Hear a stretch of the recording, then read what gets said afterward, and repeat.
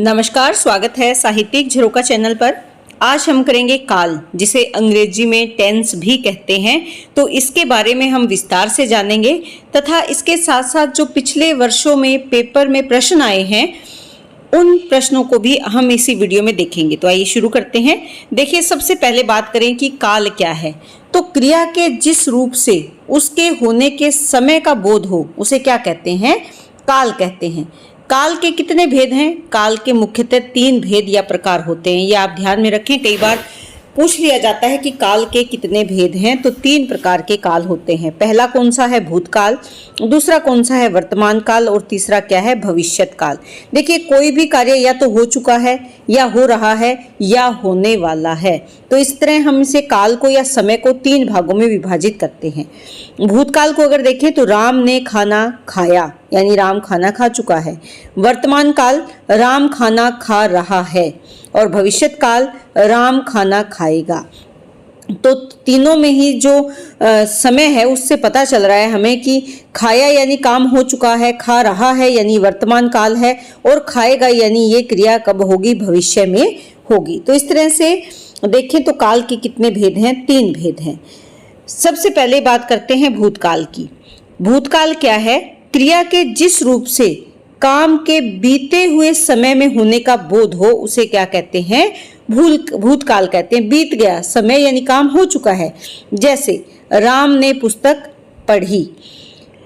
अब यहाँ पर ध्यान देने वाली बात क्या है कि भूतकाल को भी आगे 6 भागों में विभाजित किया गया है। यानी भूतकाल के कितने भेद हैं? 6 भेद इसके निर्धारित किए गए हैं। ये आपको जरूर ध्यान से रखना है।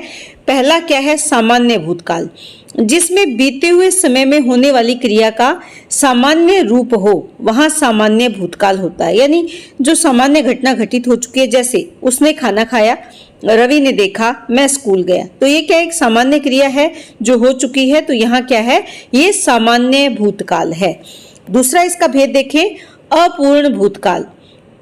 नाम से स्पष्ट है कि क्रिया के जिस रूप से ये पता चले कि क्रिया भूतकाल में हो रही थी, किंतु काम की पूर्णता का उसमें पता ना चले, यानी अपूर्ण है। लेकिन क्योंकि भूतकाल है अर्थात उस काम का समय भी बीत गया है, लेकिन हमें ये पता नहीं कि वो काम पूरा हुआ या नहीं। तो इसलिए उसे क्या कहते हैं? अपूर्ण भूतकाल। उसे अपूर्ण भूतकाल कहते हैं जिसकी पूर्णता का पता न चले। जैसे वह पत्र लिख रहा था। वो पत्र तो लिख रहा था, कल वो पत्र लिख रहा था, पर उसने पूरा लिखा या नहीं लिखा हमें नहीं पता। राधा गीत गा रही थी। हमने ये तो सुना कि राधा गीत गा रही है, लेकिन उस गीत गा रही थी वो कब रुकी, कब नहीं रुकी, उसने पूरा गाया या नहीं गाया, ये हमें यहाँ कोई अंदाजा नहीं है। मोहन खाना खा रहा था। उसने कितनी देर खाना खाया, किसके साथ खाया, कब खाया, कितने बजे उसने खाना बंद कर दिया, यानी वो खा रहा था ये तो पता है, लेकिन ये क्रिया कब पूर्ण हुई उसका हमें अंदाजा नहीं है। तो ये कौन सा काल है? ये अपूर्ण भूतकाल में आता है। दूसरा क्या है? पूर्ण भूतकाल। तीसरा जो इसका भेद है, पहला जो था वो क्या था? सामान्य भूतकाल। दूसरा था अपूर्ण भूतकाल। और तीसरा क्या है? पूर्ण भूतकाल। क्रिया के जिस रूप से ये ज्ञात हो कि कोई भी काम भूतकाल में बहुत पहले समाप्त हो चुका है, यानी वो पूरा हो गया है, उसे क्या कहेंगे? पूर्ण भूतकाल कहते हैं। जैसे छात्रों ने पाठ पढ़ा था, कि कक्षा में कोई पाठ पढ़ाया जा रहा था और छात्रों ने उसे पढ़ लिया। पिताजी बाजार गए थे। छात्र परीक्षा दे चुके थे। पेपर हो चुका है, परीक्षा हो चुकी है, छात्र उसको दे चुके हैं।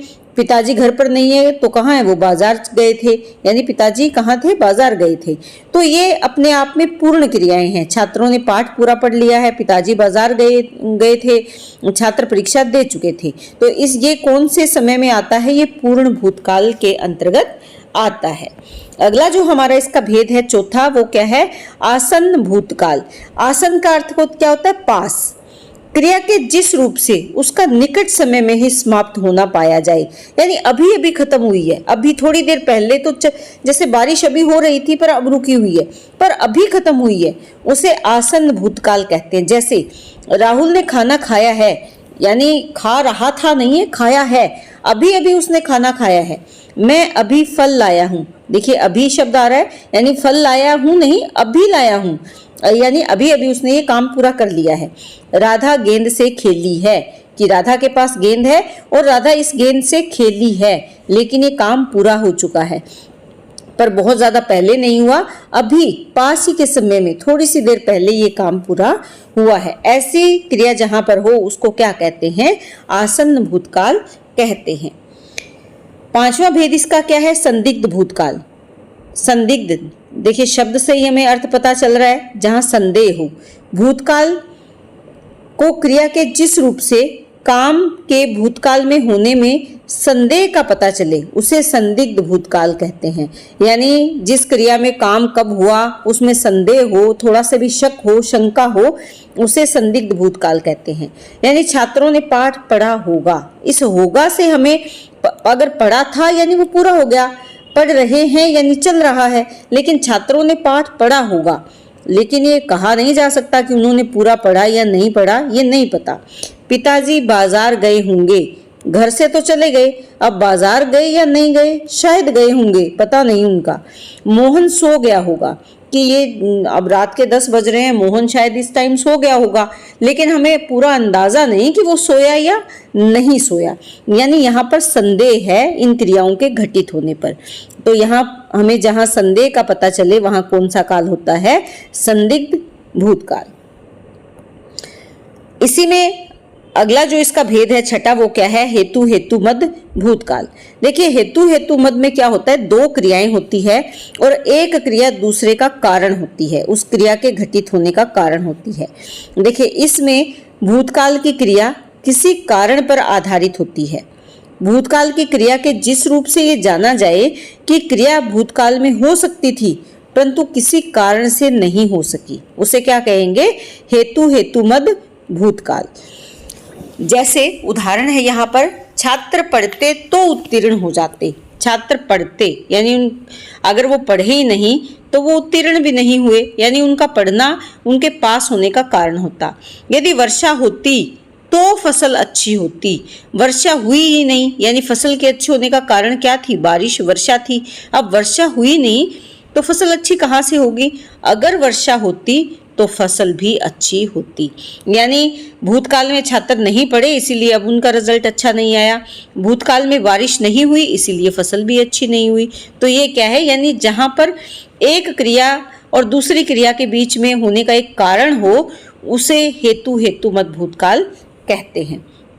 तो ये 6 भेद है भूतकाल के। आप ध्यान रखें, पूछ लिया जाए कि भूतकाल में हिंदी व्याकरण के अंतर्गत भूतकाल में कितने भेद हैं, तो ये 6 भेद माने जाते हैं। अगला क्या है? वर्तमान काल। वर्तमान काल के 3 भेद होते हैं, सामान्य वर्तमान काल, अपूर्ण वर्तमान काल और संदिग्ध वर्तमान काल। वर्तमान काल यानी वर्तमान समय में जो क्रिया चल रही है वो क्या है? वर्तमान काल के अंतर्गत आती है। यहाँ पर सबसे पहले बात करते हैं सामान्य वर्तमान काल की। क्रिया के जिस रूप से उसके वर्तमान समय में सामान्य रूप से होने का पता चले उसे क्या कहेंगे? सामान्य वर्तमान काल। जैसे छात्र पढ़ते हैं, पिताजी बाजार जाते हैं और राम खेलता है, ये सामान्य क्रियाएं हैं जो वर्तमान समय में हो रही हैं। दूसरा है अपूर्ण वर्तमान काल। क्रिया के जिस रूप से ये माना जाए कि क्रिया का व्यापार अभी चल रहा है, यानी कार्य अभी चल रहा है, पूरा नहीं हुआ, उसे अपूर्ण वर्तमान काल कहते हैं। जैसे छात्र पढ़ रहे हैं, यानी अभी वो लगातार पढ़ते ही चले जा रहे हैं, अभी वो रुके नहीं हैं। मैं रेडियो सुन रहा हूँ, अभी भी रेडियो चल रहा है और मैं सुन रहा हूँ। पिताजी बाजार जा रहे हैं। तीसरा क्या है? संदिग्ध वर्तमान काल। जहां संदेह हो, शक हो, क्रिया के जिस रूप से उसके वर्तमान काल में होने में संदेह पाया जाए उसे क्या कहेंगे? संदिग्ध वर्तमान काल। जैसे छात्र पढ़ रहे होंगे, यानी इस समय में छात्र पढ़ तो रहे हैं पर यह संदेह है कि वो पढ़ रहे हैं क्या नहीं पढ़ रहे। पिताजी बाजार जा रहे होंगे, कि पिताजी घर से तो अभी निकल रहे हैं बाजार के लिए, लेकिन वो बाजार गए या नहीं गए इस बात पे उन्हें शंका हो रही है, बाजार जा रहे होंगे। या पिताजी ने कहा था कि मैं कल बाजार जाऊंगा, तो आज शायद घर से पिताजी बाजार जा रहे होंगे क्योंकि इसी समय का उन्होंने कहा था, परंतु उस पर शंका है, संदेह है वो पूर्ण रूप से सत्य नहीं है या पूर्ण रूप से उस क्रिया का कोई अंदाजा नहीं है कि वो घटित हुई या नहीं हुई। जहाँ संदेह हो, संदिग्ध हो, वो क्या है, वो संदिग्ध वर्तमान काल में आता है और भूतकाल में भी संदिग्ध भूतकाल का भेद है।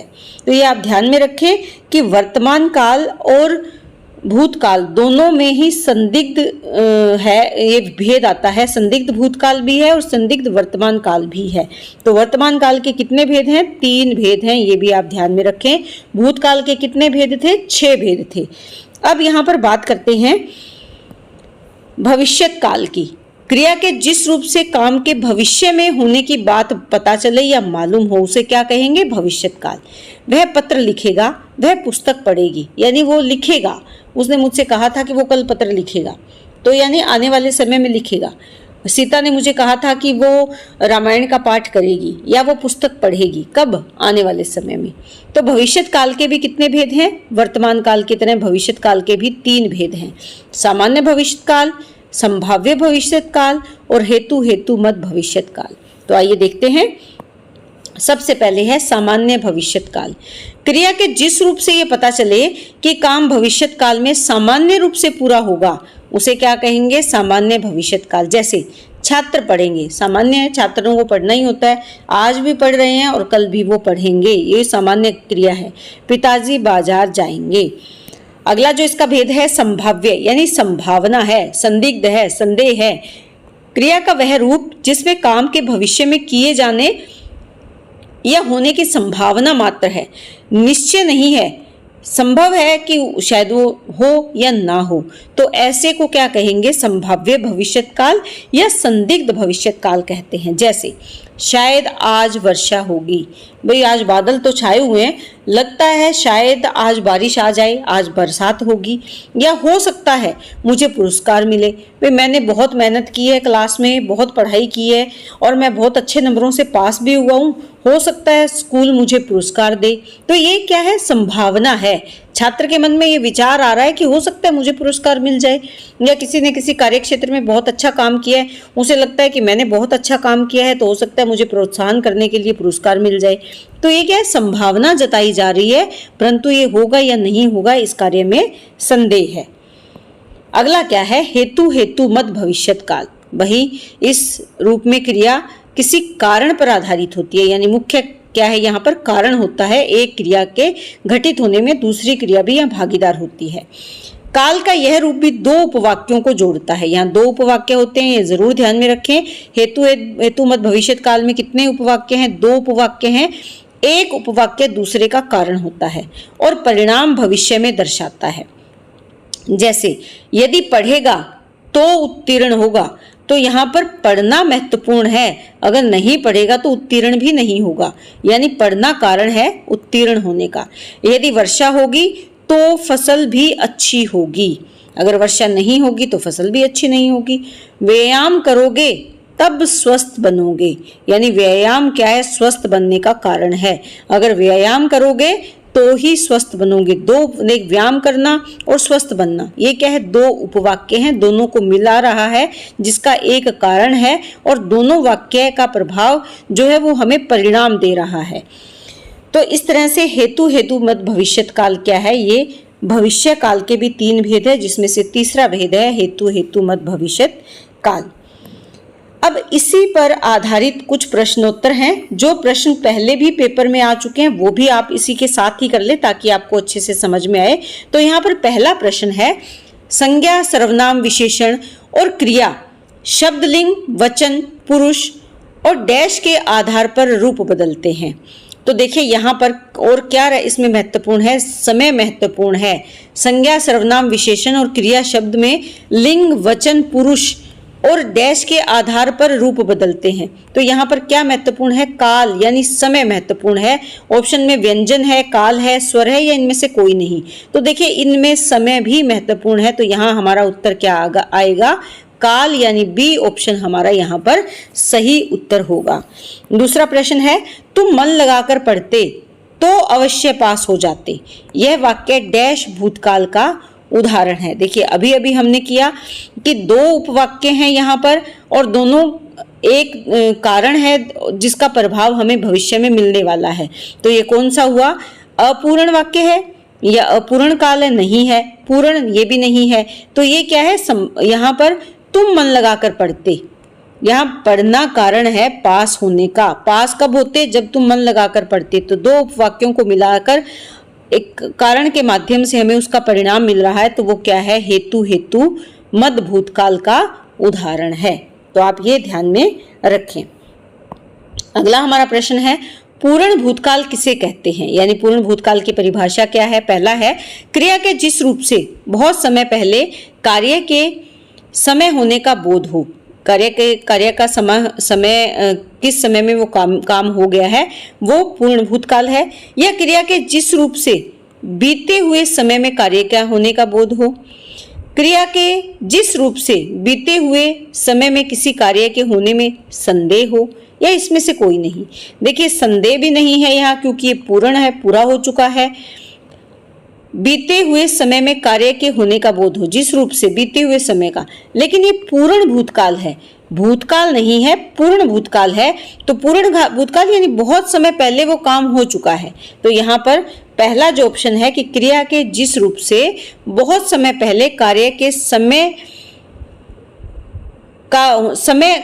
समय होने का बोध हो, यानी किस समय में ये कार्य हो चुका है, यहाँ पर कार्य के संपन्न होने का बोध हो, ऐसा होना चाहिए। पहले कार्य के संपन्न होने का बोध हो, उसे क्या कहेंगे? पूर्ण भूतकाल कहते हैं। राम ने रोटी खाया, यह वाक्य डैश में है? वर्तमान काल में है, भूतकाल में है, भविष्यत काल में है, या तत्कालीन वर्तमान काल में? देखिए, रोटी खाया, रोटी खा रहा है, रोटी खाएगा, ऐसा नहीं है। क्या है? राम ने रोटी खाई या रोटी खाया या खाना खाया, जो भी आए। तो यहाँ पर आपको क्या ध्यान में रखना है? हम यहाँ खाई कर लेते हैं, राम ने रोटी खाई, तो ये क्या है? ये भूतकाल है। तो आप यहाँ ध्यान में रखें, थोड़ी सी टाइपिंग मिस्टेक है यहाँ पर, भूतकाल। तो राम ने रोटी खाई, यह वाक्य भूतकाल में है। अगला हमारा प्रश्न है, मैं जाता हूँ, यह कौन सा काल है? देखिए, मैं जाता हूँ वर्तमान काल है, भूतकाल है, भविष्यत काल है, या सामान्य भूतकाल है? तो यहाँ पर देखिए, तो मैं जाता हूँ, तो ये वर्तमान काल में क्रिया घटित हो रही है। तो कौन सा काल है? वर्तमान काल है। अगला हमारा प्रश्न है, मैं तस्वीर देखता हूँ, यह वाक्य भूतकाल में है। हमारे पास क्या है? प्रश्न है, मैं तस्वीर देखता हूँ, ये वाक्य भूतकाल में परिवर्तित करना है। मैं तस्वीर देखूंगा, मैंने तस्वीर देखी, मैं तस्वीर देख रहा है या हूँ, मैं तस्वीर देखूं। तो यहाँ पर मैंने तस्वीर देखी, ये क्या है? इसका सही ऑप्शन रहेगा जो सी है कि मैंने तस्वीर देखी। मैं तस्वीर देखता हूँ वर्तमान काल है, लेकिन हमें इस वाक्य को भूतकाल में बनाना है। तो मैंने तस्वीर देखी, यानी सी ऑप्शन इसका सही उत्तर रहेगा।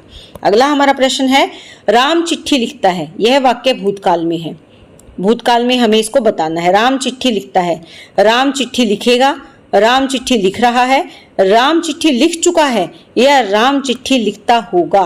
तो यहाँ पर लिख चुका है, यानी कार्य हो चुका है। तो उत्तर रहेगा सी जो है। लिखेगा ये भविष्य में है, लिख रहा है ये वर्तमान काल है।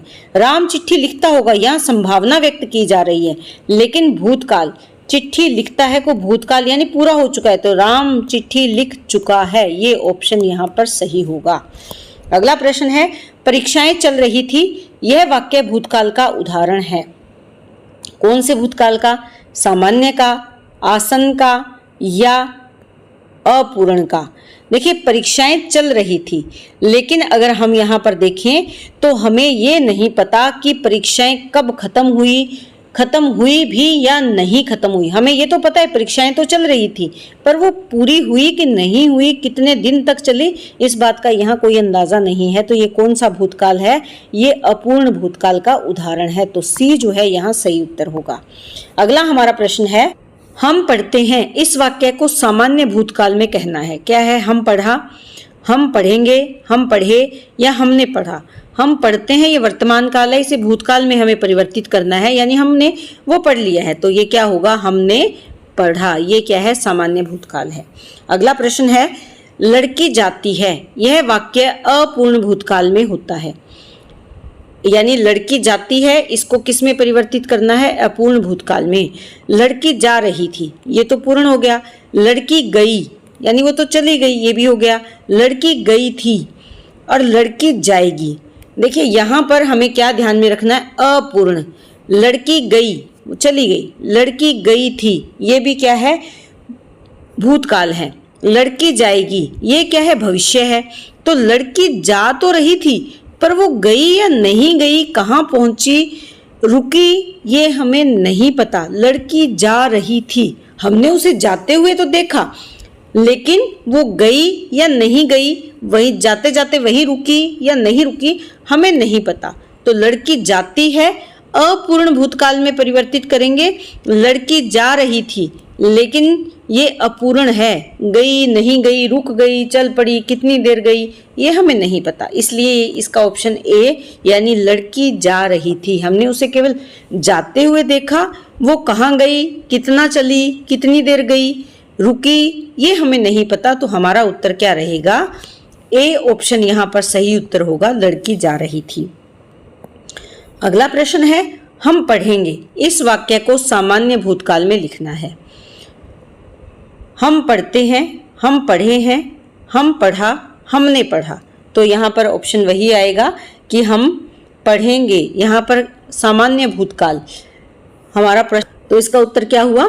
हमने पढ़ा, यानी भूतकाल में हमने उसको पढ़ लिया। सामान्य घटना घटित हुई, सामान्य क्रिया है कि हमने उसे पढ़ा। तो हम पढ़ेंगे, ये क्या है? भविष्य है।